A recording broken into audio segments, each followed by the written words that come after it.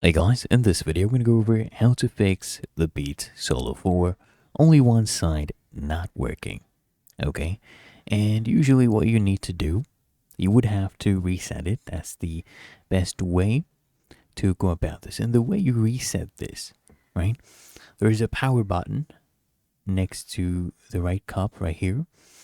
And what you need to do, you need to press and hold the volume down button. You'll find on the left cup, the left ear cup, and the power button. You want to hold this.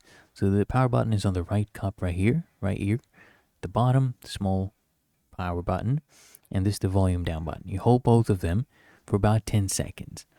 And then when the light, okay, it flashes red and white, you just release the buttons after 10 seconds and it will reset. And after that, it should work on both sides.